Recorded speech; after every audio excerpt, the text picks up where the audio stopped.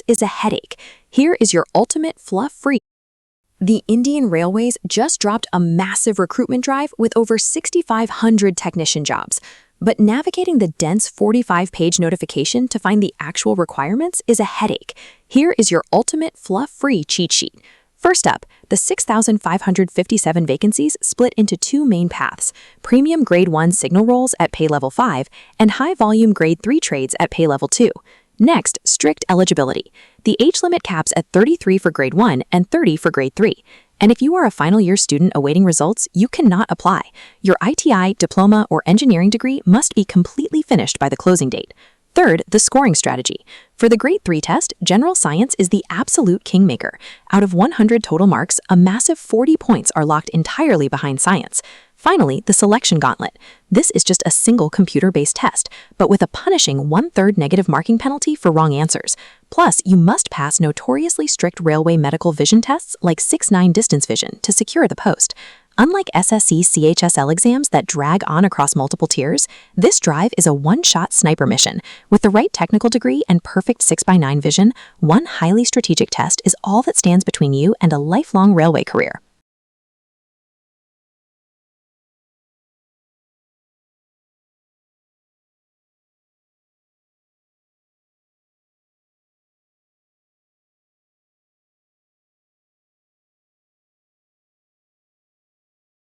"62-page centralized employment notification from the Government of India's Ministry of Railways."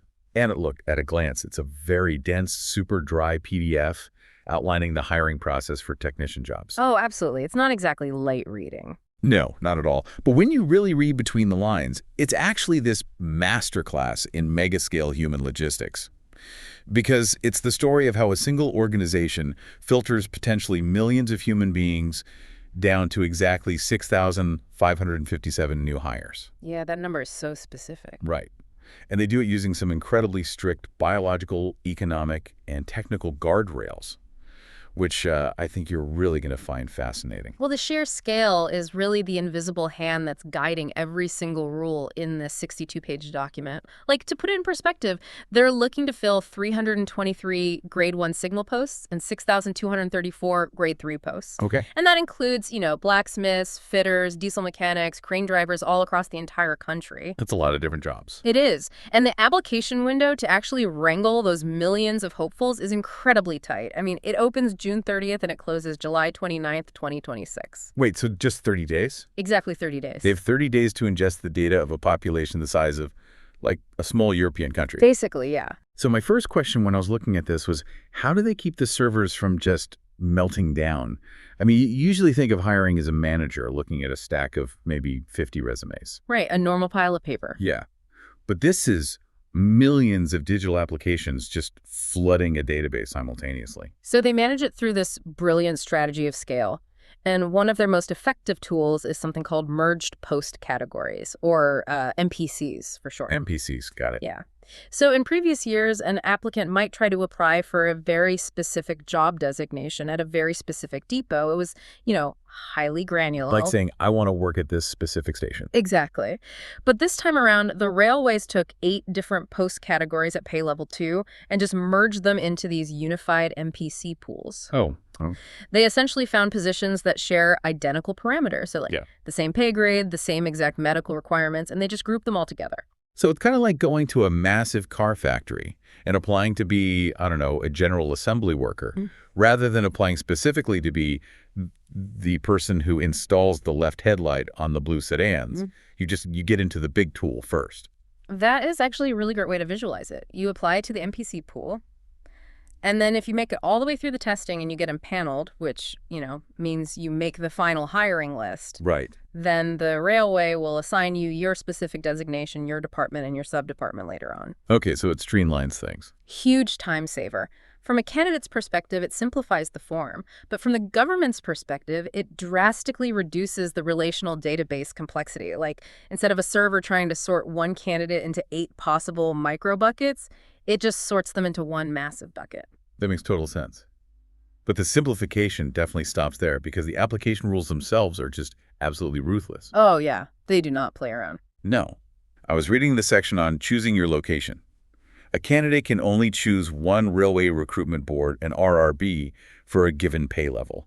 Like you pick your regional zone, you pick your posts, and you hit submit. That's it. There's no backup option. And the penalty for trying to game that system is severe. Beyond severe. I mean, if you submit more than one application for the same pay level, and this is the crazy part, even if it's an accident, like even if your internet lagged and you just refreshed the page, you aren't just rejected for this specific hiring cycle. Yep. You are immediately disqualified, and you receive a lifetime ban from all future railway exams. It's intense. It's wild. Imagine applying to a university, but because you accidentally submitted your application twice, you are banned from attending any college in the country for the rest of your life. I gotta admit, that feels incredibly draconian. It definitely feels harsh on an individual level, but let's actually look at the mechanics of why that rule exists, you know? Okay. This isn't some punitive measure born out of malice. It is literally a survival mechanism for the database itself. How so? Well, when an organization is dealing with tens of millions of data points, duplication is the enemy of meritocracy. Let's say candidates were allowed to, spam applications across multiple regions just to see where they had the best shot. Which people would totally do. Of course they would. But the system would then require exponential computing power to cross-reference those files, identify the duplicates, and eliminate them during the testing phase. Every duplicate application is a massive drain on server bandwidth and administrative time. Right. So a lifetime ban is the ultimate behavioral deterrent. It basically forces the millions of applicants to self-regulate. I see. So it shifts the burden of accuracy entirely onto the applicant. Like, we won't clean up your mess, so just don't make one. Precisely. They're guaranteeing that the database remains pristine right from the moment of entry. Wow. And, because a government job offers immense stability, the stakes for the applicants are incredibly high. People will try absolutely anything to get an edge. They really will. Which brings us back to the pen. Because the rules to prevent cheating cross over from just digital database management into intense physical security. Yeah, the entire 62-page apparatus essentially rests on the integrity of the computer-based test, or the CBT, because if the test is compromised, the whole hiring process just collapses. So going into the exam center, the banned items list includes all the usual suspects, right? Like no phones, no smartwatches, no Bluetooth earpieces. We all expect that. Sure, standard stuff. But then it lists no belts, no water bottles, no packaged food, and, as we mentioned earlier, no pens. The government actually supplies the pen at the desk. And, I understand banning a smartphone, but a standard writing implement. Well, you have to consider the rapid miniaturization of technology over the last decade. A pen is, at its core, simply a hollow tube. Okay, sure. And in the context of high-stakes exam cheating, that hollow tube can house a high-definition micro camera, it can hold a Bluetooth transmitter, or even a bone conduction microphone. You're kidding. In a pen. In a pen. By banning outside pens, the exam center is essentially creating a literal clean room. You walk in with absolutely nothing but your digital call letter. That is wow. But securing the room doesn't really matter if the wrong person is sitting in the chair. And this document goes to great lengths to ensure you are who you claim to be. It really does. They strongly urge candidates to authenticate their identity using Aadhaar, which is the Indian National Biometric ID System, or DigiLocker, during the account creation stage. And if you don't, like if you try to use an older alternate photo ID, the document straight up warns that you will face significantly stricter and more detailed scrutiny. Which is basically a polite bureaucratic way of saying, we are going to make getting into this exam room very, very difficult for you. Right, prepared to be hassled. Exactly, because they want instantaneous biometric verification. They want your fingerprint or your iris scan to hit the central database and confirm your identity in milliseconds. And that heavy reliance on biometrics actually leads to one of the most fascinating cultural intersections in the entire document. Yes, the henna ban. I couldn't believe this when I read it. It's super interesting. The notification explicitly advises candidates not to apply henna on their hands or feet. And henna, or mehndi, is deeply woven into cultural celebrations, weddings, festivals. Isn't a government ban on wearing it micromanaging personal culture? I get why it looks that way, but it's actually a perfect example of ancient tradition colliding with 21st century optical technology. Okay, unpack that for me. So henna is a dye that literally bonds with the keratin in your skin. Now, an optical fingerprint scanner works by shining a light onto your finger and then measuring the light that bounces back off the microscopic peaks and valleys the ridges of your skin. Right, the fingerprint itself. Exactly. When you apply henna, that dark dye absorbs the light rather than reflecting it properly. It alters the refractive index just enough that the scanner reads it as this blurry, unreadable smudge. Oh, wow. I had no idea it physically changed how the light bounces. Yeah, so the government isn't making a cultural judgment here at all. They're making a technological absolute.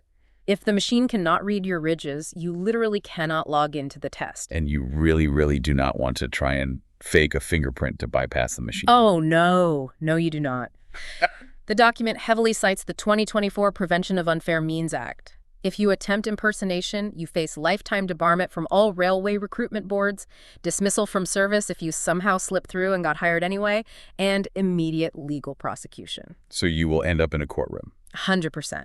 The fortress they've built around the CBT is impenetrable because it has to be the definitive filter for these millions of people. Okay, let's fast forward a bit. So you've navigated the database. You've proved your identity with a clean, henna-free fingerprint. You used their government-issued pen, and you totally aced the written test. Nice. Next, the process shifts from testing your brain to basically testing your biology. And the medical section of this document just reveals the incredible, almost athletic physical demands of running a railway. Yeah, I mean, medical exams for most corporate jobs are just a formality, Right. You fill out a questionnaire, maybe a doctor checks your blood pressure, asks if you have asthma, and just signs you off. But the railway physical is an entirely different beast. It reads like astronaut training. I mean, the visual acuity standards alone are incredibly complex. They categorize vision into different standards, Yeah. A3, B1, B2, and C1. Well, vision is the absolute critical metric here. Let's actually break down the A3 standard, which is mandatory for really demanding posts like track machine technicians.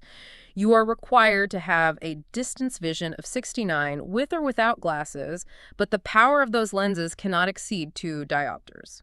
And it's not just standing 20 feet away and reading letters off a chart. They test your near vision.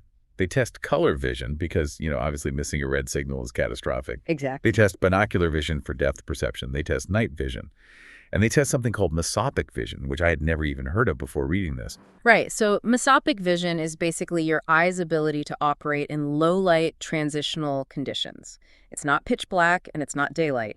It's that murky twilight illumination. Kind of like driving a car at dusk in the pouring rain with a dirty windshield while oncoming headlights are just glaring right at you. Like, it is the most exhausting time to use your eyes. That is the perfect analogy. Now imagine you are operating multi-ton, heavy track machinery under those exact conditions. Oh, man. Their eyes have to perform flawlessly. Which makes total sense. Yeah. But there is a massive kicker in the A3 standard that really confused me at first. The LASIK rule. Yes. Okay. There is an absolute non-negotiable ban on LASIK or any surgical vision correction. Like, if you have had surgery to perfect your eyesight, you are permanently disqualified from A3 posts. Yeah. And I'm thinking, wait, if I spend thousands of dollars to get perfect 20/20 vision, why does the railway care? Aren't I a safer worker? It definitely seems counterintuitive, right? Until you delve into the biomechanics of the cornea. Okay, lay it on me. So LASIK surgery involves cutting a microscopic flap in the cornea and then reshaping the tissue underneath with a laser.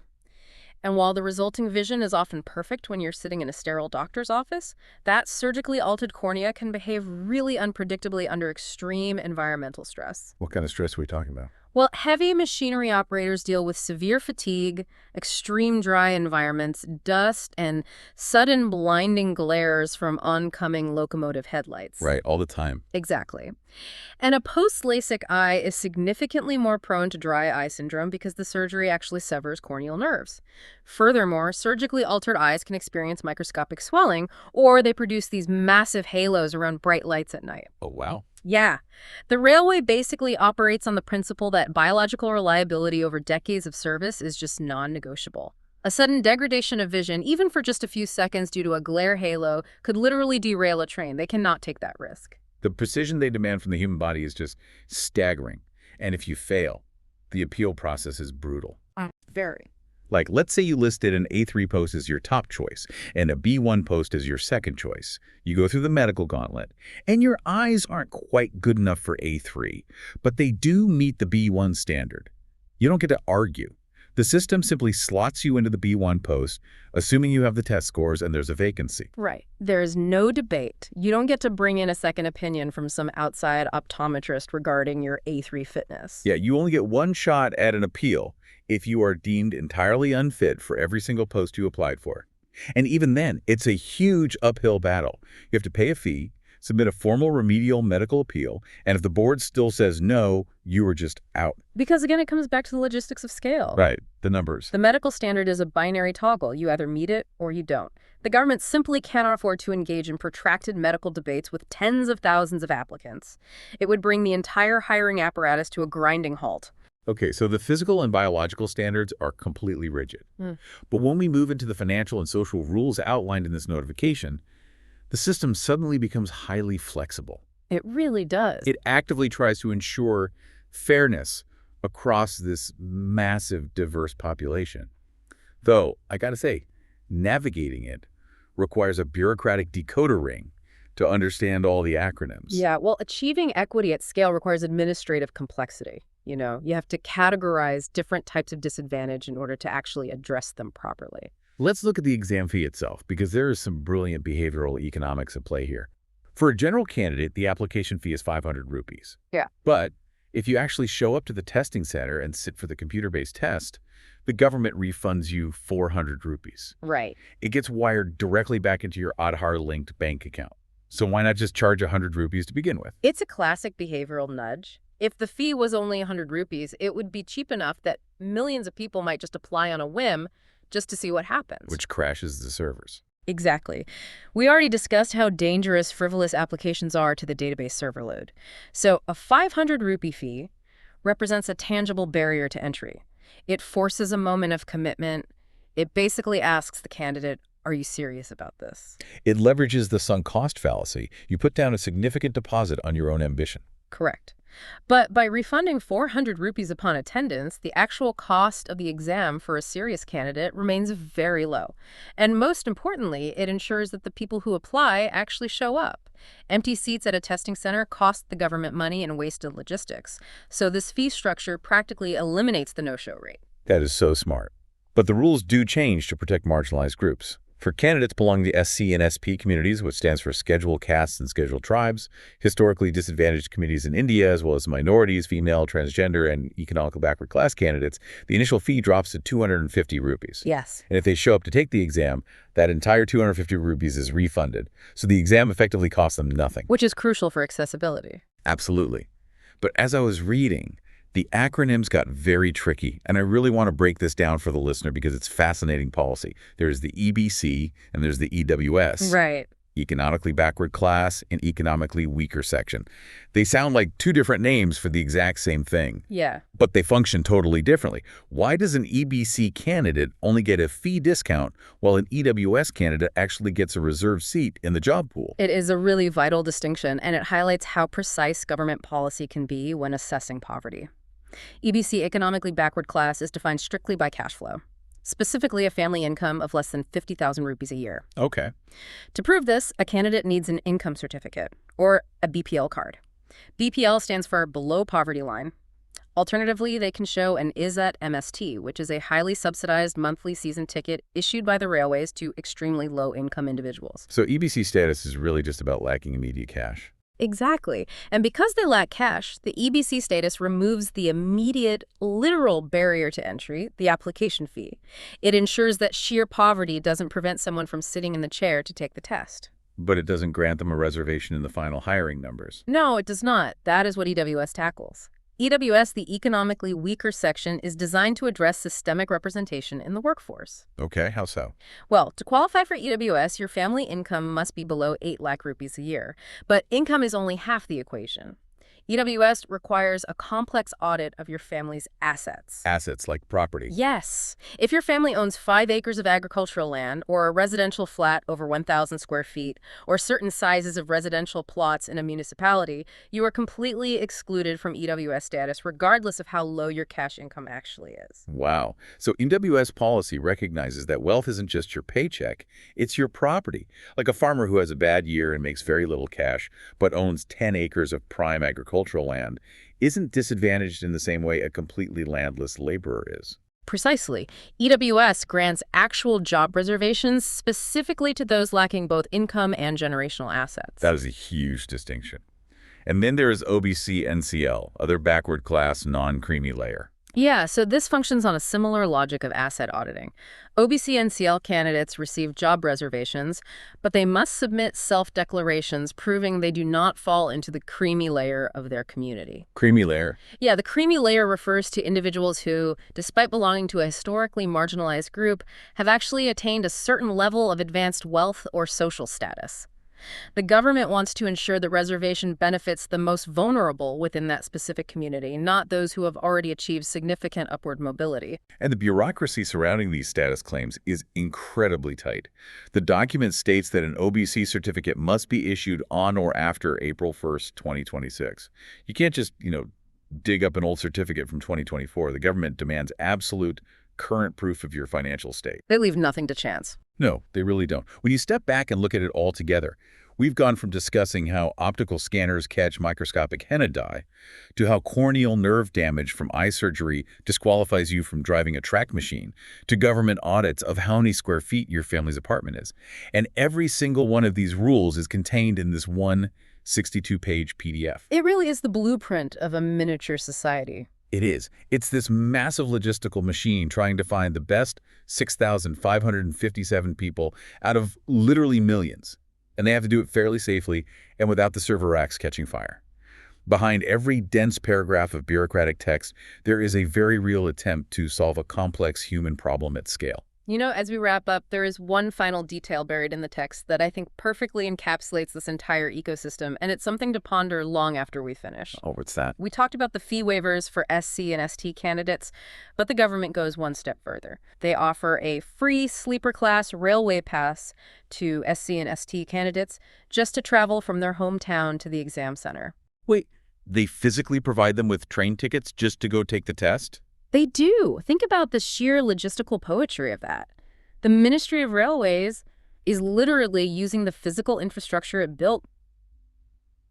The tracks, the stations, the sleeper cars, to transport the very people it wants to hire to run those same tracks and sleeper cars. That is wow. At what point does a recruitment process stop being just a standard human resources function and start becoming a self-sustaining microcosm of a nation? Think about it. What other mega corporation on Earth acts as the public transit system for its own job applicants? That is incredible. You take the train to apply for the job to fix the train. It's perfectly closed loop. Well, the next time you encounter a 60-page PDF full of acronyms, income brackets, and strict rules, I highly encourage you to look a little closer. Keep finding the fascinating stories hidden in the fine print, because they're always there. You just have to know how to read the signals.